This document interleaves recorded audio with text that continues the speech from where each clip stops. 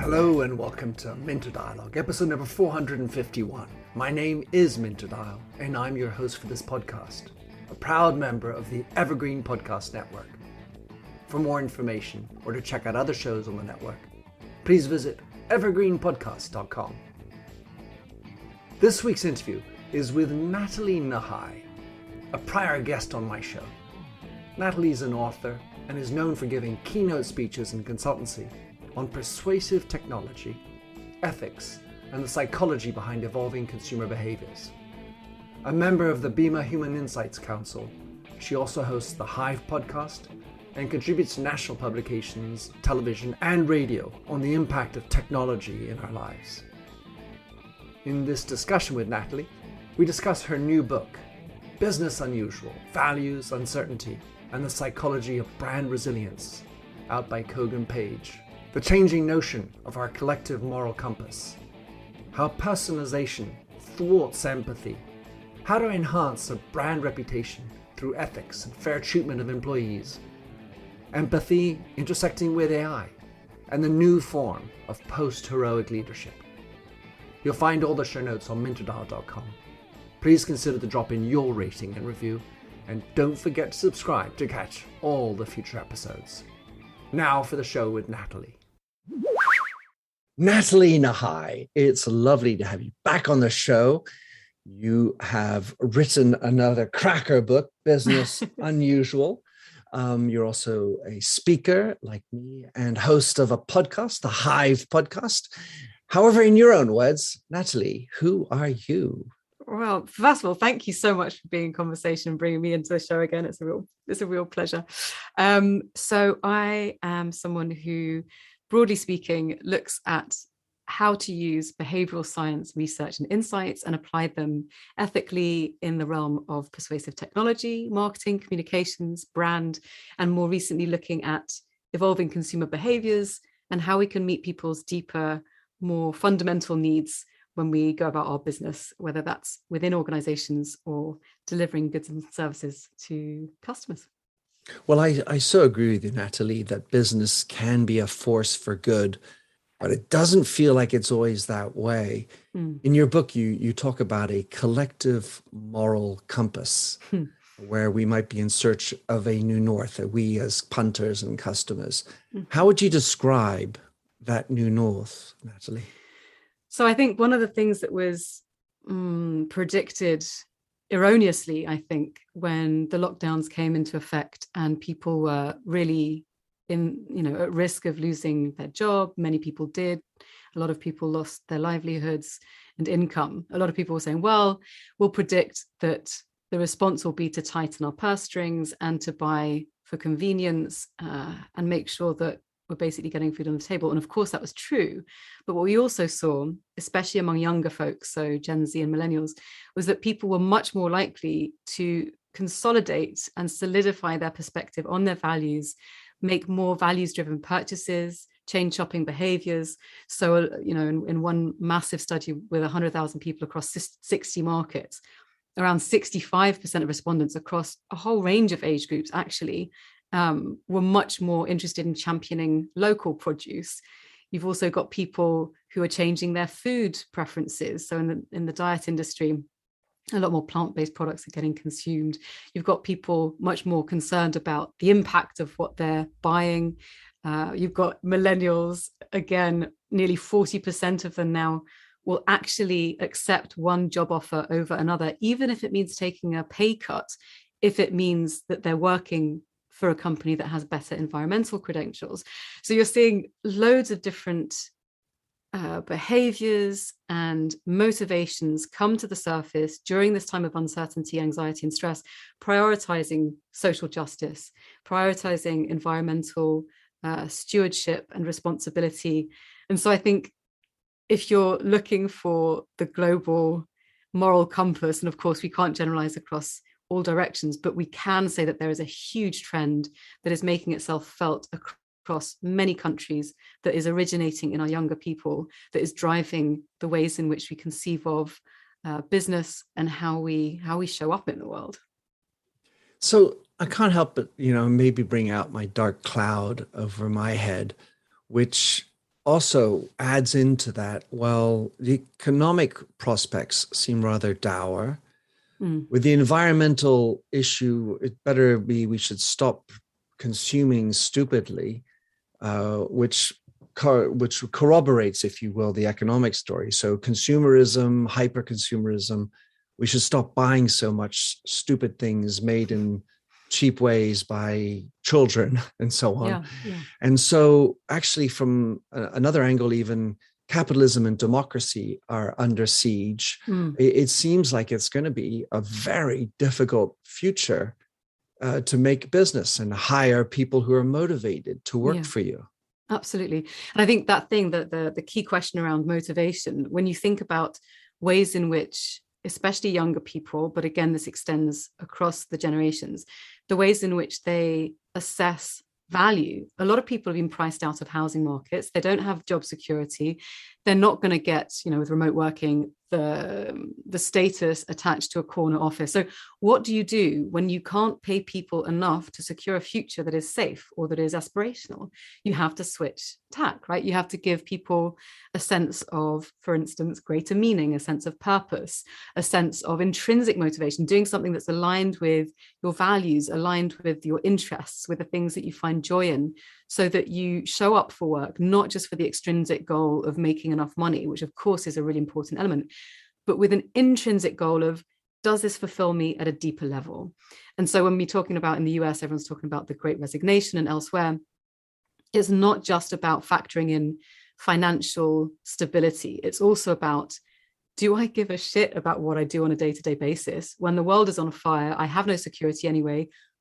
In a privileged situation where you have the choice, and it is one of privilege, what do I choose to do with that? How do I choose to spend my time, lend my resource, and really, spend probably most of the time that you're going to spend in your life, which is going to be at work? How do I do that in a way that is coherent and wise with who I want to be in my life? So it's kind of these deeper existential questions bleeding into the workspace and beyond. And I feel, Natalie, that you and I have a role, because that discourse, this discourse that you and I are sharing right now, I don't find it being understood, listened to in two different populations. The CEO who earns a couple of million quid, has 4 houses, and people who run the city, who are the shareholders. You're like, well, wait a second, where's my profit? Where's my share price moving? And as a CEO, they are not really in touch with that other thing, because I've got 2 million quid coming in. I don't care about that. Everything's fine as long as I keep pushing and making the numbers come in. And I mean, I think that you and I would probably agree. The numbers will not continue to come in if you continue with that mentality. So wake up. Yeah. Well, also the thing is, for an economy to thrive, you need people who can pay for things, and for people to pay for things, they need to be able to have an income. Like, to me, it's just basic. It's just this kind of, and so I think, it's interesting to hear you talk about democracy and capitalism being under siege. And I think a lot of people have not yet awoken to the fact that everything is so deeply connected that for the people, like you say, who are making huge amounts of money at the very top, for them to continue to do so means that the people who are beneath them have to be able to move that money. They have to make that money. But then I think there's some really other interesting conversations bleeding into this that I'm reading about now, in terms of mindset shifts, in terms of the changes that are due to come. I just finished reading a wonderful book called The Good Ancestor by a chap called Krishnarich, I think is how you spell his surname. I'll put it in the show notes. share it in the notes. Absolutely brilliant book. He's also the partner of Kate Raworth, who developed Donut Economics. And in his book, he talks about our lack of cultivation of longer term thinking, of putting into place structures and systems that enable us to measure long-term impact and think about how our economic systems, our political systems, our social systems are shaping futures in which, the stakeholders of people will never meet. So you kind of, at the moment, we're living in such a way that we are essentially robbing future citizens of security, of food security, of biodiversity security, all the rest of it. So that's one very interesting book that talks about how we might change that. And another one, which I've just started reading, which is wonderful, Rob Hopkins, it's called From What Is to What If. And it looks at some of the ways in which we can conceive of alternative futures, with all of his work in transition towns, which model vastly different ways of doing things, centered on community, on celebration, on local resilience.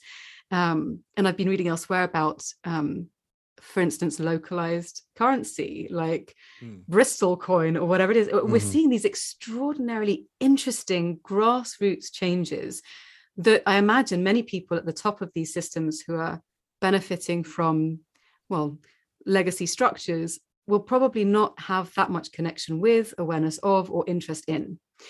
And they're going to get bitten by this, because change is only slow until it starts bursting out into the mainstream. And by then, the roots have already taken hold. And people are not paying attention closely enough to all of the shift, the positive work that's being done.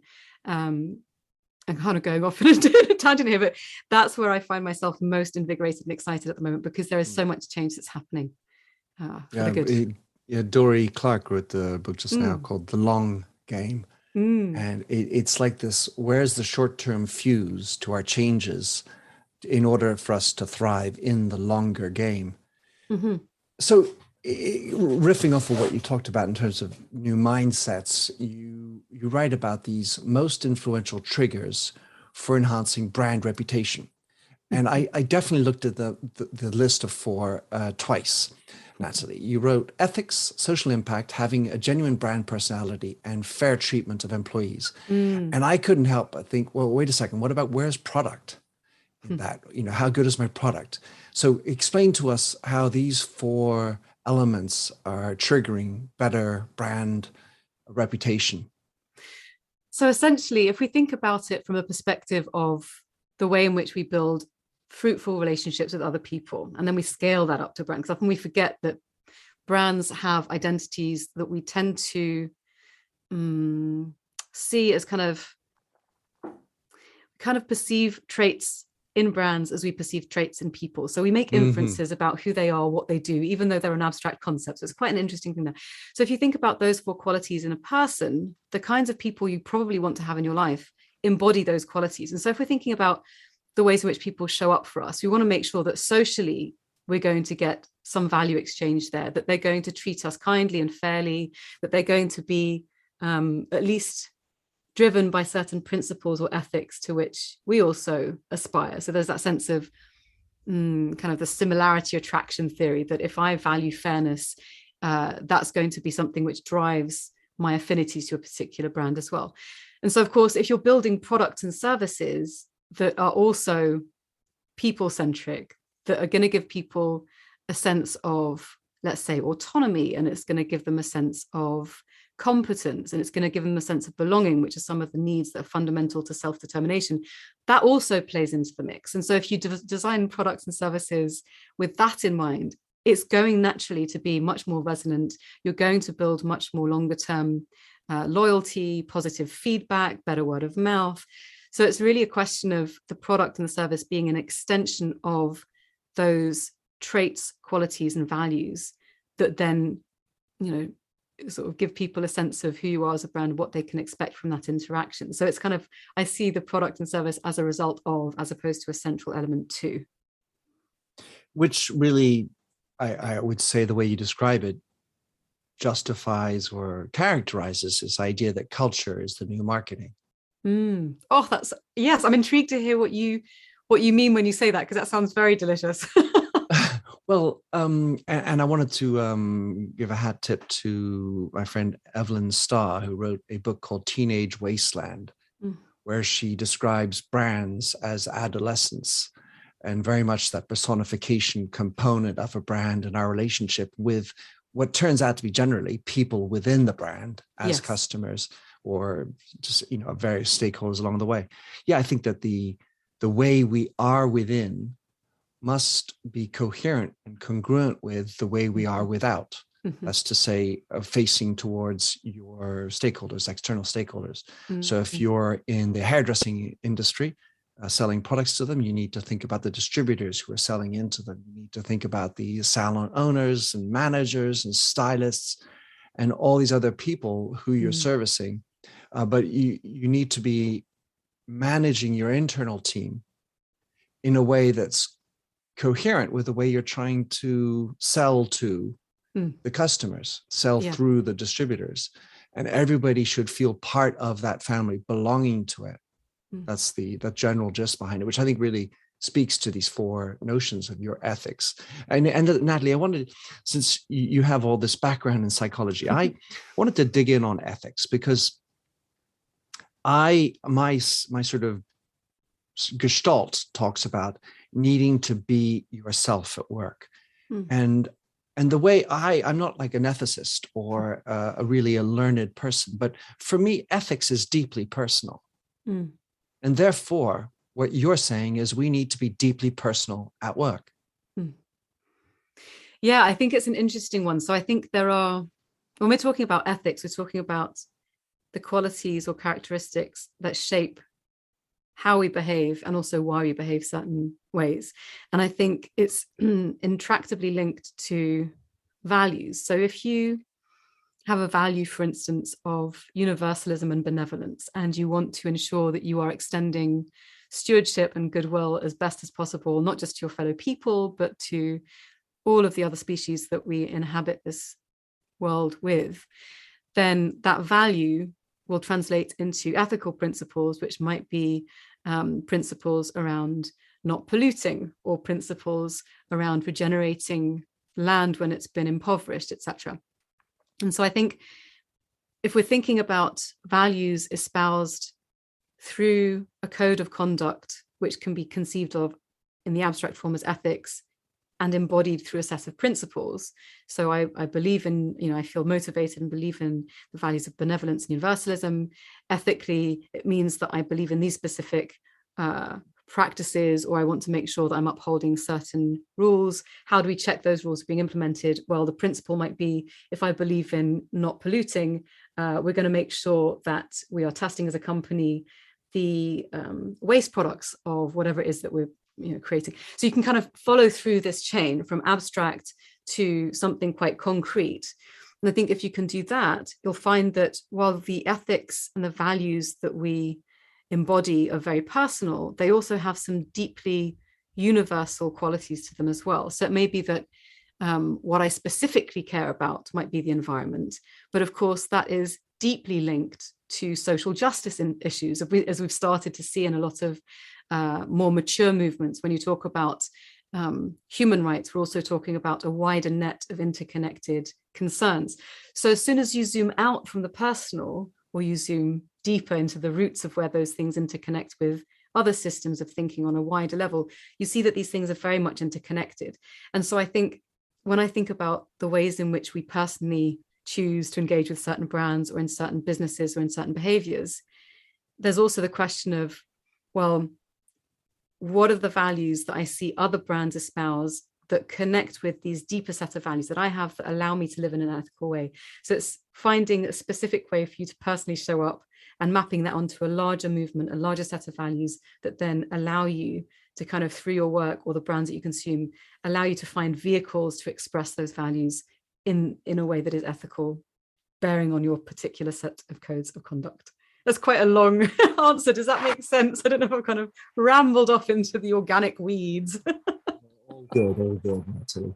I absolutely love it. And obviously this notion of breaking down or rendering concrete these abstract terms is such the necessary thing to do. And everyone can have a word, a value, they can have the same one, but it's the expression of it that companies or leaders need to pull out. So another thing, now we've been talking about personal issues, and I loved how you highlighted this idea that personalization thwarts our empathy.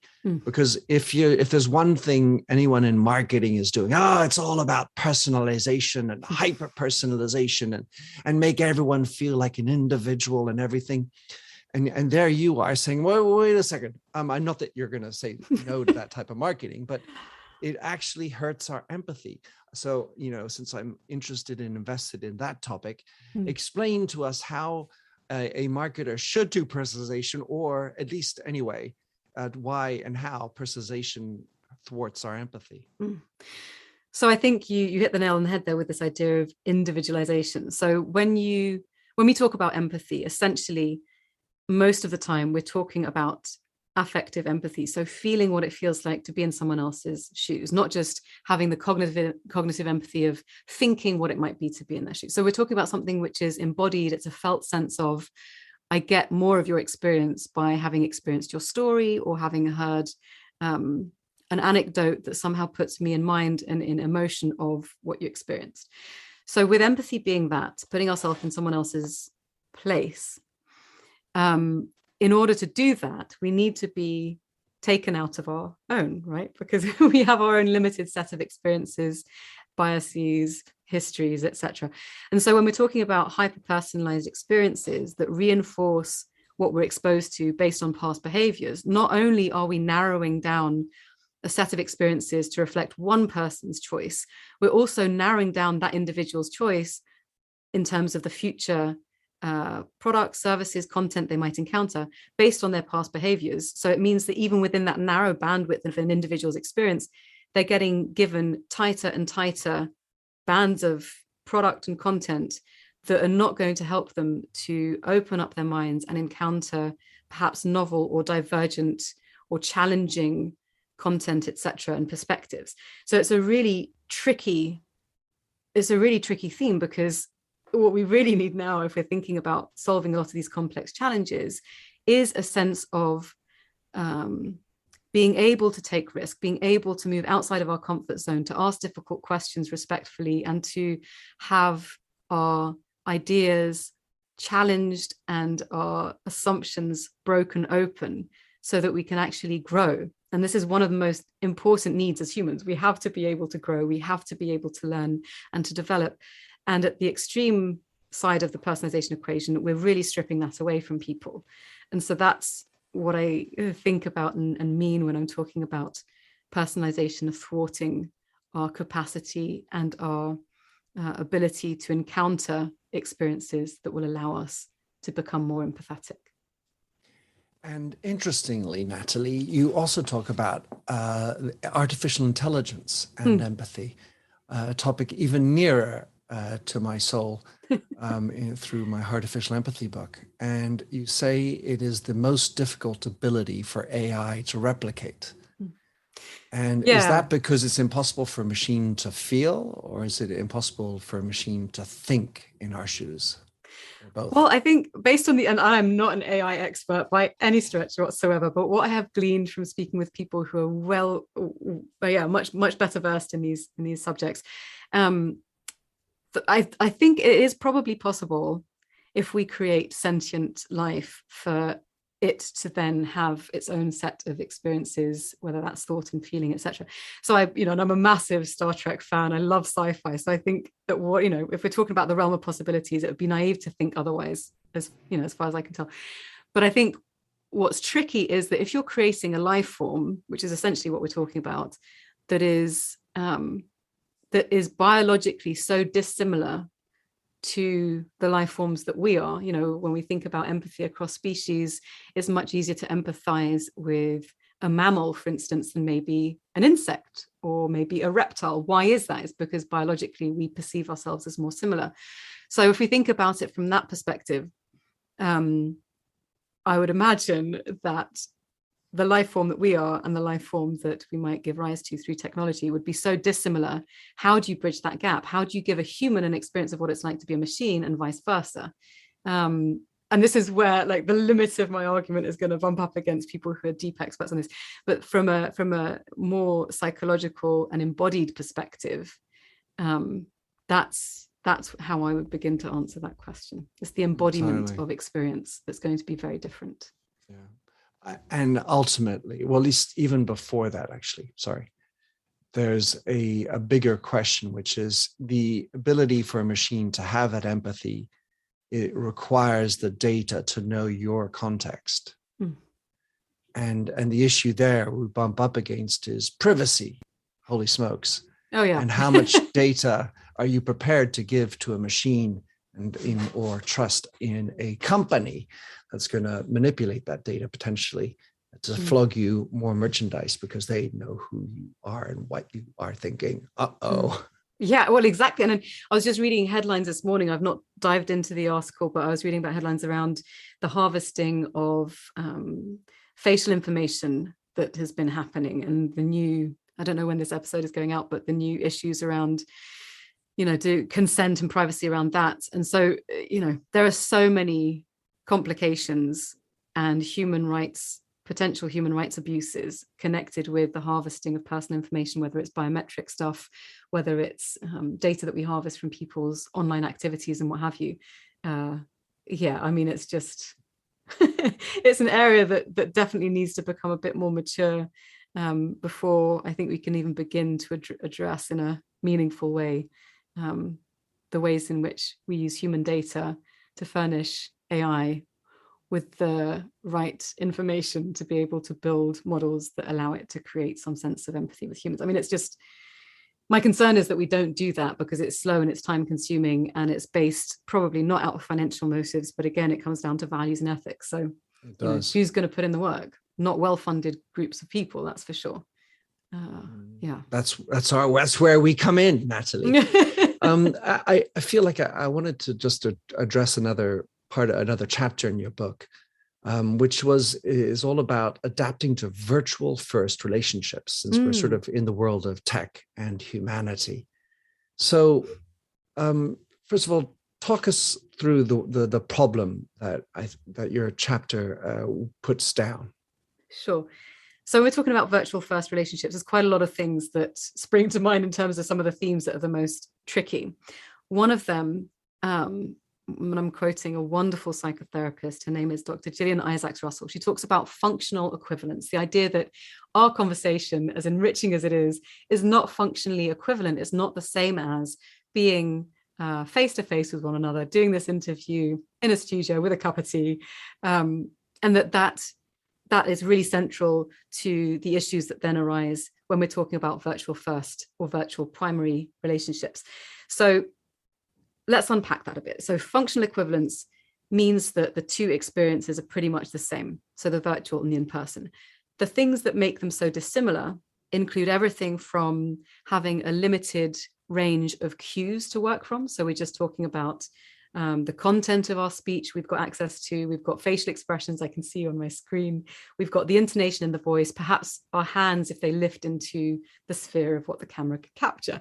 But beyond that, we don't have a sense of gesture. We don't have a sense of shared olfactory environment, of temperature, of scent. We don't have a sense of warmth if we're touching each other to, shake hands or to pass each other, microphone or whatever it is.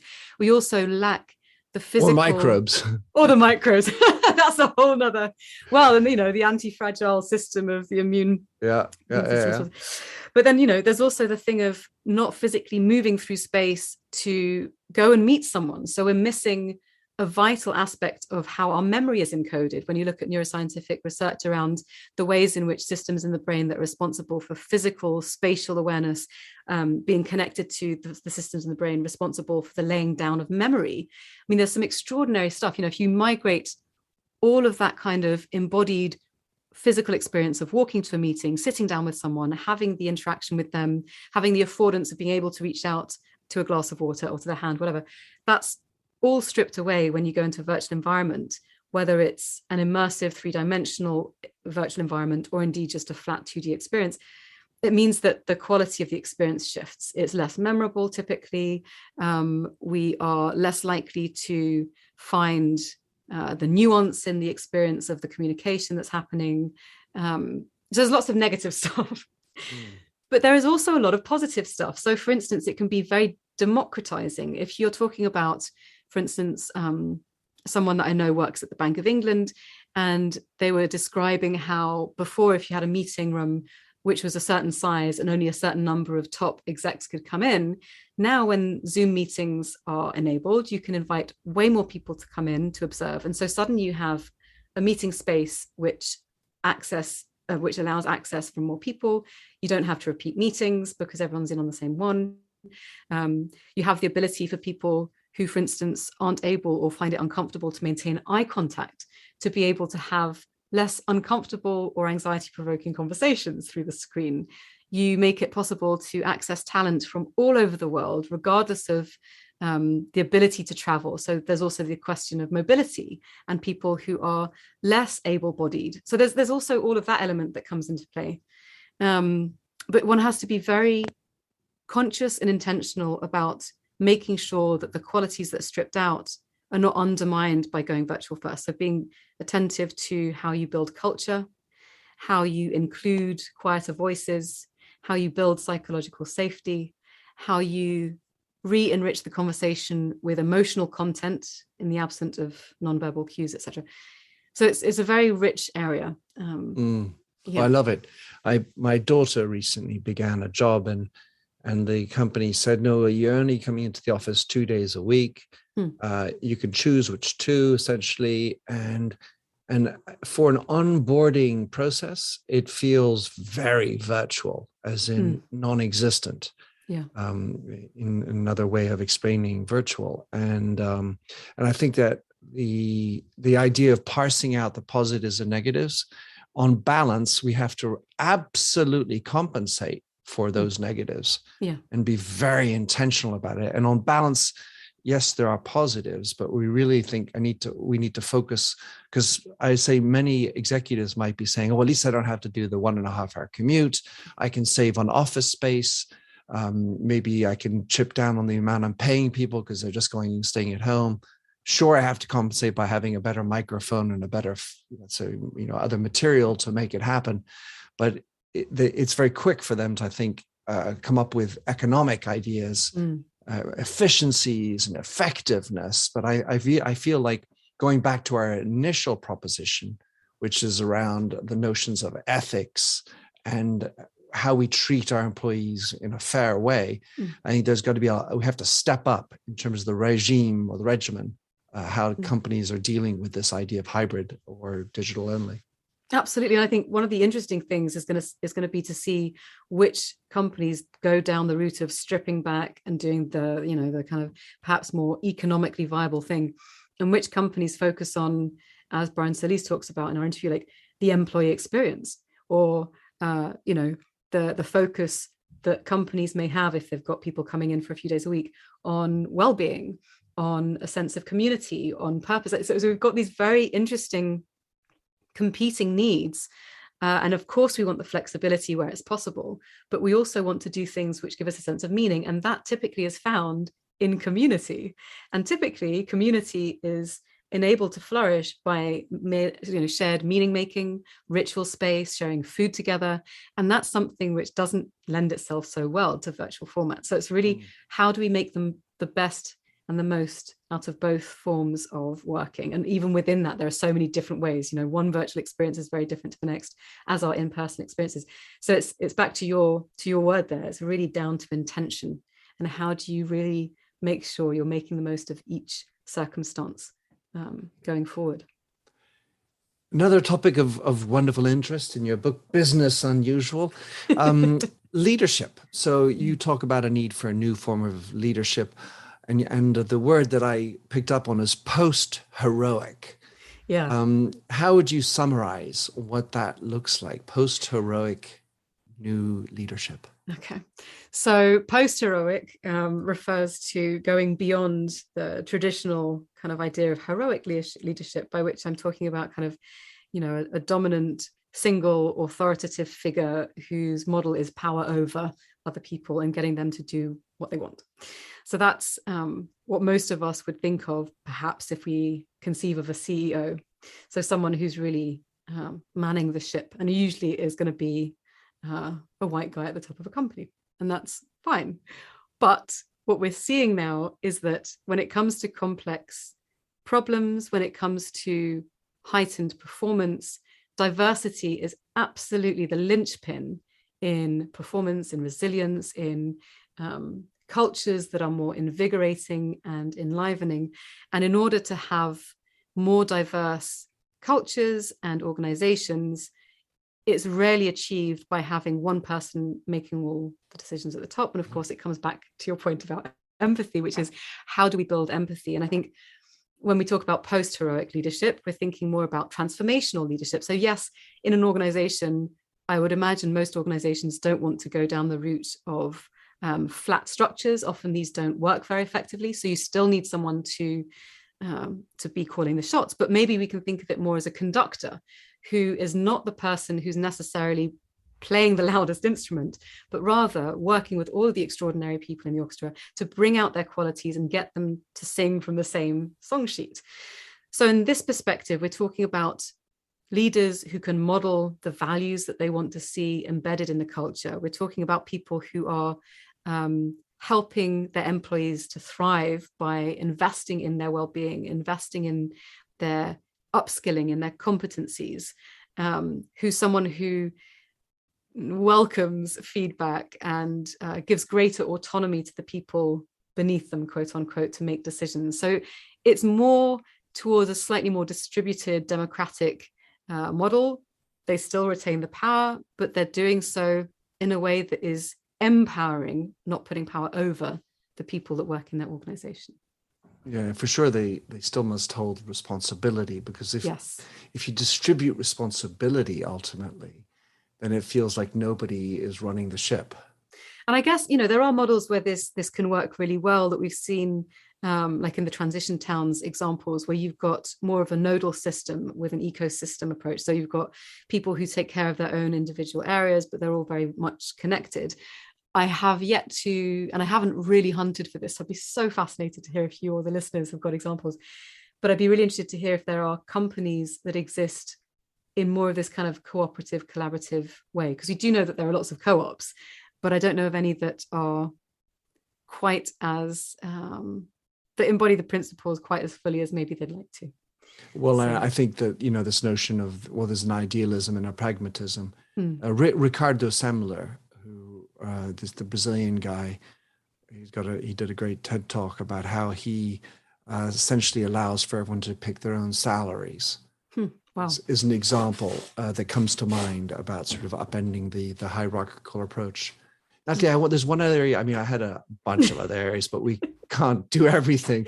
I wanted to talk about resilience and a few things, but I feel like I need to talk about one more piece. A lot of your book, you talk about authenticity, and you make a quote from Coco Chanel: "Hard times arouse an instinctive desire for authenticity." We are in hard times.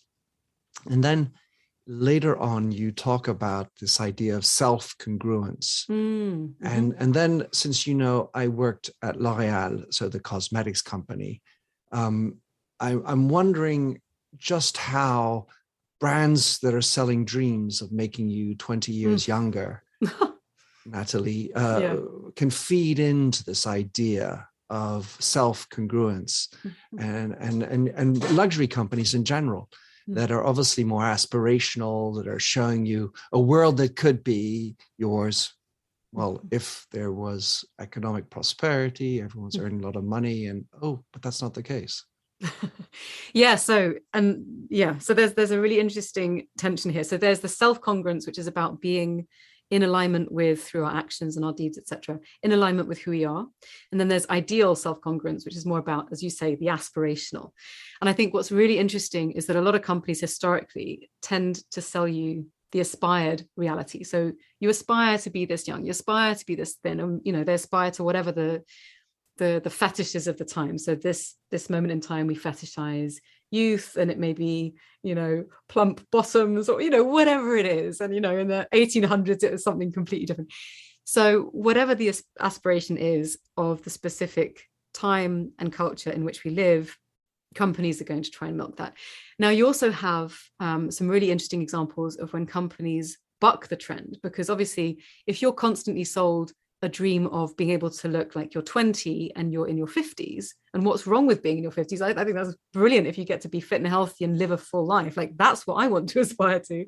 But if you're telling people that they can have something that they cannot have, to your point, at some point there's going to be a dissonance between your actual experience of who it is to be you and who you want to be. And so that's when you end up running into deep problems, which makes space for other companies to say, well, don't worry about the aspirational stuff. Maybe you are, for instance, if you look at the Dove campaign, beautiful as you are. Or if we're thinking about being represented in all of the skin shades, all of the mobility that we have, all of the age differences that we have, whatever it might be, all of the diversity that exists within a vibrant human population. If you say to people, who you are is enough, you're okay, let's celebrate that, then you're talking about giving people permission to tap into a lived experience of their own, which is validated, it is seen, it is made meaningful. And I think that is much more deeply powerful over the long term than the aspirational self, which is perhaps completely impossible for many people. And it's not to say that we shouldn't encourage people to aspire to live out their dreams or their goals. I think that's really important. But it's also about having a deeper recognition of our shared humanity and the diversity that exists and that should be celebrated. So I think that's the key thing. It's how do we show up as brands and appeal to the people that we want to appeal to in an authentic way, in a way that celebrates and empowers who they already are, because that's going to be a lot more resonant than selling them a pipe dream, in my opinion. It makes me think that, and clearly I feel like we do need to have ambition, but it's sort of taking the I out of ambition and making it more about we. You need to make the individual feel heard as a collective. And now it's a bigger collective, this moral compass we're talking about, because it includes the earth. It includes people we're not used to necessarily having in our midst. Yeah. Nathalie, how much fun was this? So much fun. Very existential. Indeed. How can someone follow you, track you down, use your services, and of course, get your book, Business Unusual by Kogan Page? Thank you very much for asking me. So best places to find me, nathalienahai.com. You can also find me on Twitter, Instagram, and LinkedIn, Nathalie Nahai. And for the Hive podcast, that's housed in many places. You can find it on Spotify, on iTunes, on Stitcher, SoundCloud.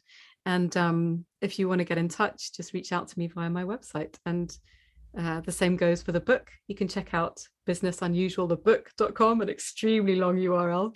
And you can also check out a free tool which I designed in collaboration with Dr. Kiki Leutner of Goldsmiths called thevaluesmap.com, which is a 40-point questionnaire. It's fun, it's interactive, and it gives you feedback as to the values that your organization espouses, and then how to embody that and express it through your mission, your culture, your branding. And it's really to help people grasp the idea of what values are, analyze what's important to them, and then express them with more purpose, I guess, and clarity. So those are all of the different things that you can check out. And suffice it to say, thank you so much for creating the space and hosting such interesting and meaningful conversations. Hey, Nathalie, my pleasure. I validate the values exercise. I did it myself. I very much enjoyed it. Thank you again, Nathalie. Thanks for having listened to this episode of the Minter Dialogue podcast. If you like the show and would like to support me, please consider a donation on patreon.com/MinterDial. You can also subscribe on your favorite podcast service. And as ever, rating and reviews are the real currency for podcasts. You'll find the show notes with over 2,000 and more blog posts on minterdial.com. Check out my documentary film and 4 books, including my last one, You Lead, How Being Yourself Makes You a Better Leader. And to finish, here's a song I wrote with Stephanie Singer, A Convinced Man.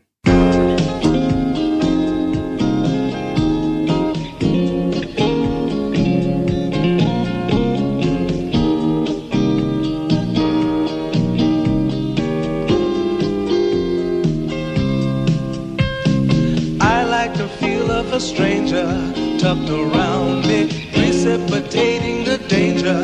To feel free, trust is the reason. Still I won't toe the line.